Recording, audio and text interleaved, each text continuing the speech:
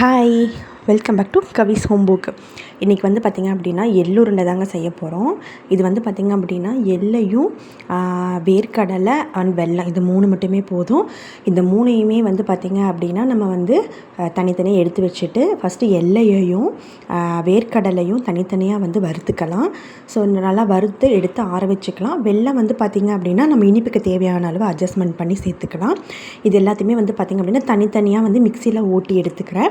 இல்லை நம்மக்கிட்ட இடிக்கல் அந்த மாதிரி இருந்தது அப்படின்னா நம்ம வந்து உலக்க வச்சு குத்தி கூட எடுத்துக்கலாம். ரொம்ப டேஸ்ட்டாக இருக்கும்.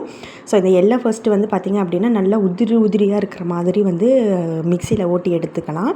ரொம்ப ஓட்டினீங்க அப்படின்னா வந்து பார்த்திங்க அப்படின்னா எண்ணெய் வர ஆரம்பிச்சிடும். ஸோ அதனால் ஒரு பதத்துக்கு மேலே ஓட்டக்கூடாது. அதே மாதிரி வேர்க்கடலை இது எல்லாத்தையுமே வந்து தனித்தனியாக மிக்சியில் ஓட்டி இந்த மாதிரி ஃபர்ஸ்ட்டு வந்து ரெண்டையுமே வந்து நல்லா மிக்ஸ் பண்ணி விட்டுட்டு அதுக்கப்புறமா வந்து ஃபைனலாக வந்து வெல்லத்தை சேர்த்துக்கலாம். வெல்லம் வந்து அட்ஜஸ்ட் பண்ணி சேர்த்துக்கோங்க. முதலையே சேர்த்துட்டிங்க அப்படின்னா வந்து பார்த்திங்கன்னா ரொம்ப தித்திப்பாக இனிப்பாயிடும். ஸோ திகட்ட ஆரம்பிச்சிடும்.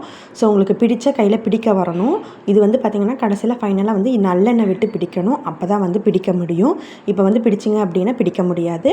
ஸோ அதனால் வந்து பார்த்திங்க அப்படின்னா ரொம்ப ஹெல்த்தியான ஒரு வெர்ஷனு. ஸோ குழந்தைகளுக்கு வந்து டெய்லி ஒன்று கொடுத்தோம் அப்படின்னா நல்லா வந்து ரத்தமும் ஊறும், உடம்பும் வைக்கும். ஸோ வந்து பார்த்திங்க அப்படின்னா இந்த மாதிரி வந்து ஹெல்த்தியான ஸ்நாக்ஸஸ் எல்லாமே வந்து நம்ம வீட்டிலேயே நம்மளே சிம்பிளாக வந்து செய்யலாம்.